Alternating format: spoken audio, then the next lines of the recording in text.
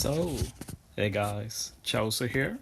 And yeah, I thought I'd make a video about Rayleigh Bazaar today. It's something you don't talk a lot about, but it's still an integral part of the game.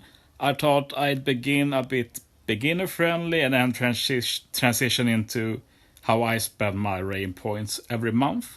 But yeah, first I thought we'd talk a bit about the Ray points itself, since you do need Ray points to purchase things here. And there are three main ways to get them. First, if you go to the Gather Islands, we have this thing called a training ground.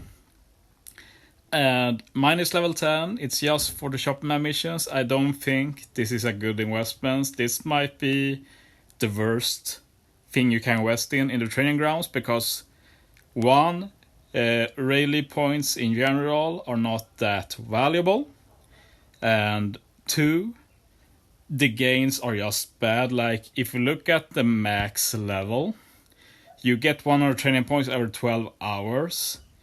And that's just so low. Like, if you sell one rare recruit, it's 300 points. So this basically means you get one rare recruit every 1.5 day. It's just super pitiful, to be honest.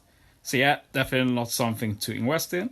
The second option is to farm Rayleigh points, and I'll say right away you should not farm just for Rayleigh points, but like, it's just a bonus when you farm for other things. Like, the first option is to farm for experience, and I'm not done this for so long, but yeah, here it is. You usually farm this Usopp Island in the character recruitment quest. Usopp gives a lot of Rayleigh points. It's like 30 per copy, I think. Feel free to correct me. I haven't farmed experience in a long time, but I know this is the go-to one. And like, with double stamina, 10 stamina, we'll get triple eventually end of August. 15 stamina down to farm. You run double yak. Easy, like if you do auto battle or if you do like one of the KO teams, whatever. And you get both experience, and you get Usopps that you can sell. You also get the Hema turtles that you can sell for berry. So you farm 3 things at once. The second option is to farm for cotton candy, CC. It's what I usually do.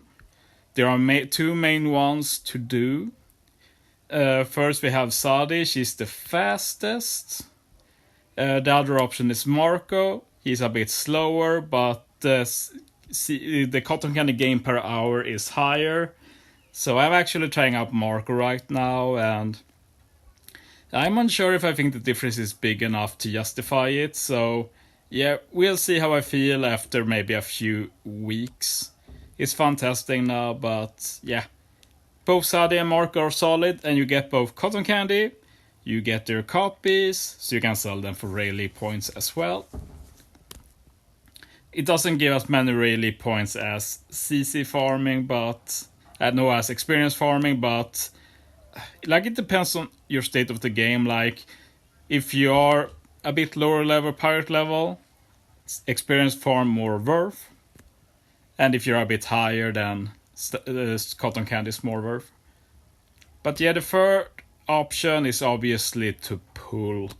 So like, just pull new units. Like, rare recruits are usually 300 Rayleigh points, legends are usually 5,000, and you can usually just sell some dupes. I'll probably make a video about that in the future, but I do want to say that dupes should mainly be used for limit break rather than Rayleigh points. It's just that when you don't have any reason to limit break further, you can start selling them.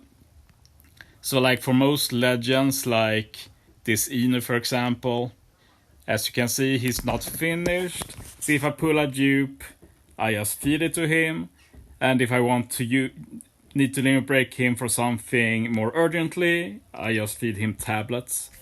And for like rare recruits, as you see here, I got a ton of dupes because I'm basically saving for limit break expansion for rare recruits. You see me have like 4 copies or so of many different units, and I'm basically just waiting to be able to limit break expand them.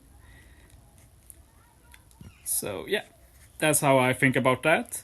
So with that said, let's go into the actual bazaar, and let's talk a bit about priorities. And the main priority, I'd say, is the limited units in the Rayleigh shop. For this month, we're running some April Fool units. You should definitely buy all of these. For the Zoro, Robin, Usohachi, and Fronosuke, you only need 1 copy. They don't have a limit break, but they are actually really good units. Very unique. Like, they don't see that much play. The one I've used the most is probably Robin. Very cool, and changing slots to unfavorable is not always bad. Absolutely not. It's pretty unique actually to change to unfavorable. That can often work to your advantage even, to be honest. Sword are also cool since it removes beneficial effects and gives both attack and or boost to strength, dex, and quick. And increases damage, like it doesn't matter if you don't take damage, so just a cool, unique special. Usohachi can be used for some cheese, like he halves the attack for strength, dex, and quick, but that also means that you can't get inflicted with attack down, so you can use this Usohachi to avoid that, potentially, and like if you use a team without many strength, dex, and quick, halving their attack doesn't matter. So he's a pretty interesting unit for sure. Frank is the best on paper, I'd say, but I haven't had a reason to use him yet. But he can reduce bind and the chain multiply stuff by 4 turns. You get a 99% HP cut, which again doesn't have to be bad. Like if you don't take a hit, it doesn't matter. And you can reduce CD by 3. Reducing CD by 3 is pretty much unique, so that's very cool. Condoriano, he's basically a support unit, so if you don't have him, buy 6 copies to max the support. You can put him on Zoro, Usopp, and Robin. And yeah, if you get bind, you change all unfavorable to matching, so a potentially crew-wide orb manipulator, super valuable. I mostly used him in treasure maps since you don't have many options there, and the straw hats are often boosters in various ways. So it can just be a free way to get a full board of matching orbs. Very useful support. But yeah, definitely buy 1 copy of each straw hat if you don't have them. 6 copies of Condriano, max the support. The next priority, I'd say personally, are the Rumble flags. Personally, I buy all of them every month. I know some really hate the verse scroll since it takes forever to feed, and I got you. I can sympathize with that. But at least buy the other ones, since we don't really get that many scrolls, and like it's nice to be able to max the new good Rumble units. Like after that, like it depends on your state in the game. Like if you lack a lot of legends, like the legend ticket is not bad, but like usually the people lacking many legends won't have much Ray points either. So it's like a bit whatever then. Like I would personally buy them since I have so many Ray points. But like otherwise it's a bit meh. Personally, I really rate the CC high since it's just nice to get a lot of CC. Like it's a bit costly, but at least for me personally, I definitely buy all of them. But yeah, I realized that while talking, I should actually buy these since I need to do it anyway. But yeah, I start with the Rumble scrolls. Going to buy all of them. Like it says that it's 4, but it's actually packs of 5, so it's 5 times 4, so 20 each for the smaller ones. So yeah, as for the small scrolls, I just try and force myself when I max a new Rumble unit. I start with using all the small ones. I use them until there's like only 200 left or so. And then when I've like almost maxed the unit, I start using them again just to get the little extra that is needed. So like if you just make sure to never let the small ones get too many, it's not really a big deal. But I know people have like thousands, and I can sympathize that you don't feel like using them then. Maybe we get a slider sometimes, who knows. And yeah, we'll see if we get any Rumble Scrolls this month. Like on JP, the World Journey missions let you farm Rumble Scrolls. And Gamespent event on JP also gave Rumble Scrolls, so we see if we get any of that on Global as well.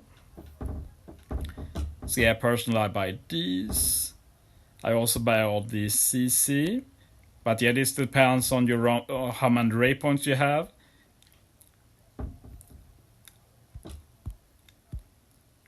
But yeah, I personally value them a lot since I farm a lot of CC anyway. The Almighty Manuals, I definitely wouldn't buy these because very soon we'll get an update that makes these a lot less valuable and they are a bit too expensive, I'd say. As for these, like, it's so hard to recommend for others. Like, everybody should probably buy these 2-year limited ticket at least. Pretty good value. It's a bit more expensive than usual, but I definitely do that. I thought I'd pull these together as well. I personally don't rate the rare recruit ticket that much, but it's pretty cheap, so whatever. Can also pull them together on this video as well.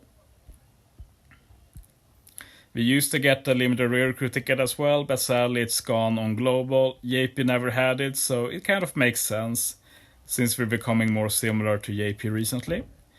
And yeah, that's the main thing, like you slowly want to buy all ships as well. Books is not something you should get, not the lobsters either. Evolver sets, probably better to pull them from the bazaar. Cola, no. Skull, I'd rather farm them for you, but like sometime maybe if you panic. But yeah, I think that's the main things. Oh, the thing I buy mostly from the Ray shop, to be honest, is the turtles, nobody pigs. Since I use the pigs to store CC, it's gone on Global soon, thankfully. But yeah, to summarize, the main thing to buy monthly from the Ray shop in my opinion is flags. Other things to consider are CC, maybe if you have a bit more training points mainly, and legend tickets, but these lose value a lot as you lack fewer and fewer legends. So yeah, let's do some pulls then. I lack 5 legends at the moment. And I lack a few rare recruits. 2 from last batch and the 2 new ones, so I'm not really expecting anything from these. Sorry about no audio, I just can't have audio when I record audio while playing. So yeah, let's see if we by a miracle get any good from the gold tickets. That's not too bad, but I have all the dupes I need for future BOA Limit Break expansion.